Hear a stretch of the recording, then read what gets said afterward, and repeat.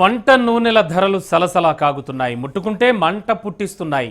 గత కొన్నేళ్లుగా ఆకాశానికి నిచ్చెన వేస్తూ పేద మధ్యతరగతి ప్రజల గుండెల్లో దడ పుట్టిస్తోన్న కుకింగ్ ఆయిల్ ధరలు మరోసారి భారీ షాక్ ఇస్తున్నాయి.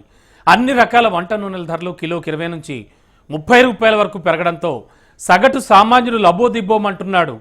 వంట నూనెలను కొనేందుకు దుకాణాలు, మాల్స్కు వెళ్లిన వినియోగదారులకు ఆ రేట్లను చూసి గుండె గుబేలమంటోంది. ఇప్పటికే కూరగాయల ధరలు, పప్పులు, ఉప్పులు భగ్గుమంటున్న వేళ ఇప్పుడు వంట నూనెలు కూడా చుక్కలు చూపిస్తుండడంతో బ్రతికేది ఎలా అంటూ ఆవేదన వ్యక్తం చేస్తున్నాడు సగటు జీవి. వంట నూనెల విదేశీ దిగుమతులపై కేంద్రం సుంకాన్ని పెంచడమే ప్రస్తుత ధరాభారాలకి కారణం. ఏకంగా దిగుమతి సుంకాన్ని 20% వరకు పెంచేసింది. దీంతో సన్ఫ్లవర్, సోయాబీన్, రిఫైన్డ్ పామాయిల్, వేరుశెనగపై ఇంపోర్ట్ ట్యాక్స్ 12.5% నుంచి 32.5%కి చేరింది. ఎక్కువ మంది ఉపయోగించే పామాయిల్, ప్రొద్దుతిరుగుడు నూనె ధరలైతే ఇంకాస్త కొండెక్కూర్చున్నాయి. నిన్న మొన్నటి వరకు ప్రొద్దుతిరుగుడు నూనె 15 కిలోల డబ్బా ఖరీదు 1,730 రూపాయలు ఉండగా ఇప్పుడు అది 2,000కు చేరింది. గడిచిన శనివారం ఉదయం లీటర్కు 115 రూపాయలుగా ఉన్న పొద్దుతిరుగుడు నూనె ధర సాయంత్రానికల్లా 130కి పైగా చేరుకుంది. అలాగే పామాయిల్ 15 కిలోల డబ్బా ఖరీదు మొన్నటి వరకు 1,530 రూపాయలు ఉండేది. ఇప్పుడు అది 1,730కి చేరింది. కిలో 95 నుంచి 115కి చేరింది. అంటే 15 కిలోల డబ్బాకు ఏకాఏకిన 200 నుంచి 300 వరకు ధర పెరిగింది. ఇక ఇప్పటికే నిత్యావసరాల ధరలు నింగినంటి పేద మధ్యతరగతి ప్రజల వంటింటి బడ్జెట్ తారుమారవుతున్న క్రమంలో తాజాగా వంట నూనెల ధరలు భారీ స్థాయిలో పెరగడంతో వండుకుని తినేదెలా అని వాపోతున్నారు వాళ్ళు.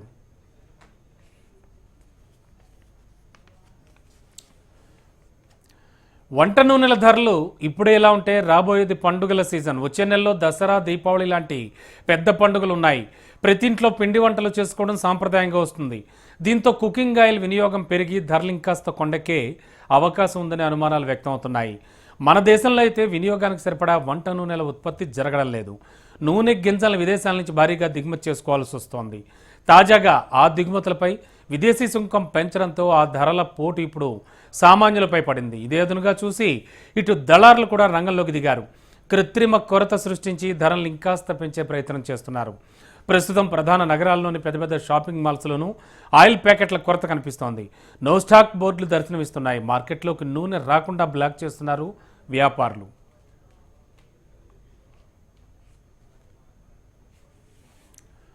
వంట నూనెల ధరలు భారీగా పెరగడంతో పేద మధ్యతరగతి ప్రజలు ఆందోళన వ్యక్తం చేస్తున్నారు. కుకింగ్ ఆయిల్ కొనేందుకు దుకాణాలకు వెళ్లాలంటేనే భయం వేస్తోందని ఆవేదన వ్యక్తం చేస్తున్నారు. తగినంత సరఫరా ఉండేలా చూసి రేట్లు తగ్గేలా చర్యలు తీసుకోవాలని కోరుతున్నారు. తమ ఆదాయం పెరగదు, కానీ ఇలా నిత్యావసర ధరలు రోజురోజుకి ఆకాశాన్ని తాకుతూ పోతే బతికేది ఎలా అంటూ ప్రశ్నిస్తున్నారు. ఇప్పుడు ఎలా ఉంటే వచ్చే దసరా, దీపావళికి ధరల మంటలు ఇంకెలా ఉంటాయోనని వాళ్ళంతా కంగారు పడుతున్నారు.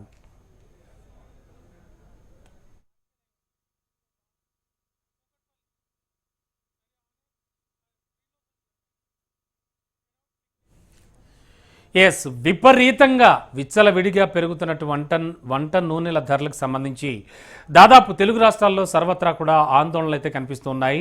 ప్రతి వంటింట్లో చిచ్చు పెట్టింది ఆయిల్ పెరగడం అనేటువంటి విషయం, ఆయిల్ ధర పెరగడం అనే విషయం. అయితే ఇదే విషయానికి సంబంధించి హైదరాబాద్ నుంచి మా కరెస్పాండెంట్ ఆర్కే లైవ్లో సిద్ధంగా ఉన్నారు. ఆర్కే, ప్రస్తుతం మీరున్న ఏరియాకి సంబంధించి కానీ అలాగే టోటల్గా హైదరాబాద్ పరిస్థితి ఏంటి? వంట నూనెల ధరలు చుక్కలు చూపిస్తున్నాయి, సామాన్యులకు బెంబేలు ఎత్తిపోతున్నారు. ఏమిటి కండిషన్? దీనికి ప్రధాన కారణం ఏమిటని చెప్తూ ఉన్నారు?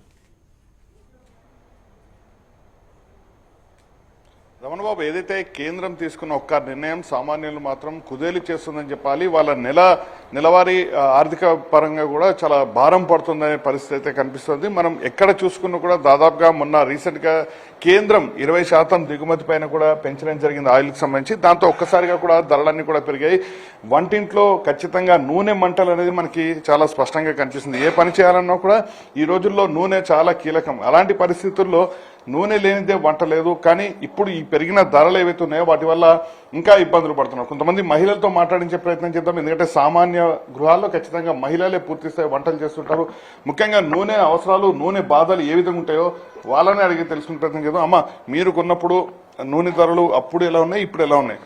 మేము నూనె తీసుకున్నప్పుడు పోయిన నెల 110 రూపాయలకు తీసుకున్నానండి ప్యాకెట్, ఆయిల్ ప్యాకెట్. ఇప్పుడు ఈ నెలలో నేను నిన్న షాప్కి వెళ్ళితే 130, 135 అంటున్నారు.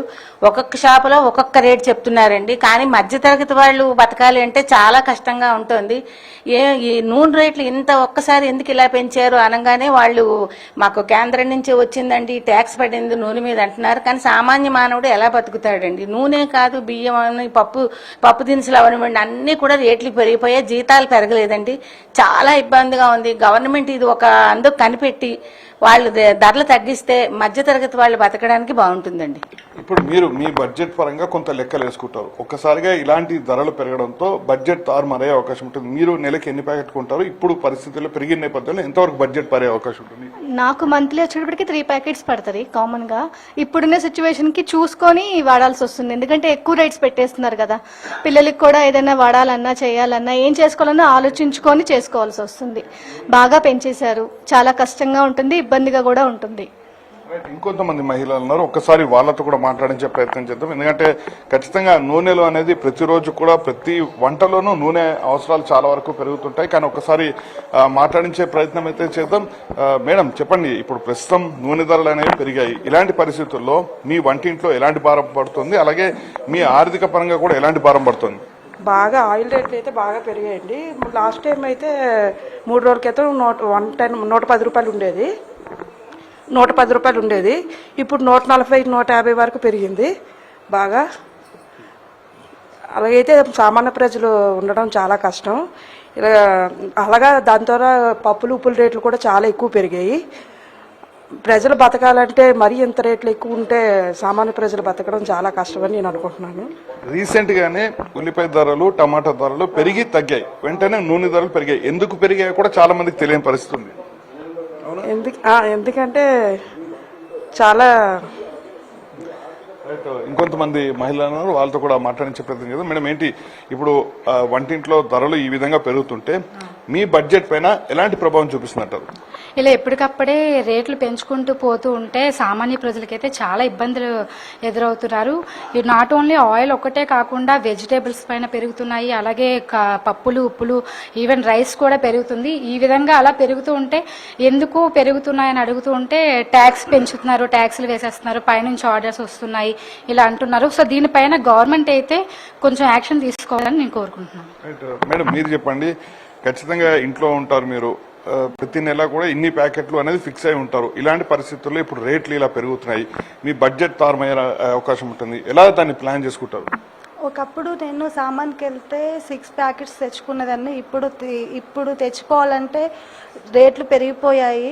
ఇదని కాదు, కూరగాయలకైనా ఉల్లిగడ్డలకైనా ప్రతి ఒక్కటి పెరిగాయి. మేము షాక్లో ఉన్నాం. పెన్ నెల తెస్తే 110 ఉంది, ఇప్పుడు 140 ఉంది. ఇప్పుడు కొనాలన్నా కూడా మిడిల్ క్లాస్కి చాలా ప్రాబ్లం అవుతుంది కదా. కొంచెం మీ రేట్లు తగ్గిస్తే బాగుంటుందని అనుకుంటున్నాము. అన్నిటికీ తగ్గాయి, ఆయిల్ ప్యాకెట్ కూడా తగ్గితే బాగుండు అని. మీరు షాప్ దగ్గరికి వెళ్తున్నప్పుడు వాళ్ళు ఏం చెప్తున్నారు? ఎందుకు పెరిగింది అంటే ఏం చెప్తున్నారు? పెరిగాయమ్మా, గవర్నమెంట్ పెంచింది అని చెప్తున్నారు. ఇక్కడ లేడీస్ ఎంత కీలకమో జెంట్స్ కూడా అంతే కీలకం. ఎందుకంటే ఇప్పుడు ఈ బడ్జెట్ పెరుగుతుందో ఈ బడ్జెట్ ఎఫెక్ట్ అనేది ఖచ్చితంగా శాలరీల మీద డిపెండ్ అయిన వాళ్ళు ఎవరు ఉంటారు వాళ్ళ మీద కూడా ఎఫెక్ట్ పడుతుంది. మీరు చెప్పండి సార్, ఇప్పుడు ఈ విధంగా పెంచుతున్నారు, దీని ఎఫెక్ట్ అనేది మీ మీద ఏ విధంగా పడుతుంది? ఇప్పుడు సంసారాన్ని బాధ్యత మాకే ఉంటుంది. ఆడవాళ్ళు ఏంది వంట వండుతారు కాబట్టి జీతాలు పెరగట్లేదు.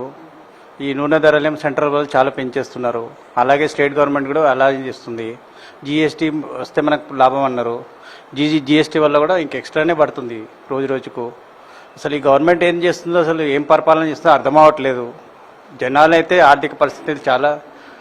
మీరు షాప్కి వెళ్ళినప్పుడు ఇప్పుడు ఆయిల్ ధరల విషయంలో వచ్చేసరికి వాళ్ళు ఏం చెప్తున్నారు? షాప్ యజమానులు వాళ్ళు ఏమంటారు అంటే ఇప్పుడు నేషనల్ వైడ్లో పెంచేశారు, నేషనల్ గవర్నమెంట్ మొత్తం ఏదైతే రూలింగ్ చేస్తుందో వాళ్ళు పెంచారని చెప్తున్నారు.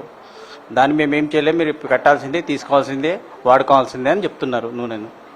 సార్ మీరేమంటారు? ఇప్పుడు ఆల్రెడీ ఆయిల్ ధరలు పెరిగాయి, కాకపోతే ఇంకా పూర్తి స్థాయి ఇంకా చాలా మందికి తెలియదు. రాబోయే రోజుల్లో ఈ పెరిగేవి ఇంకా ఎక్కువ పెరిగే అవకాశాలు ఉన్నాయి.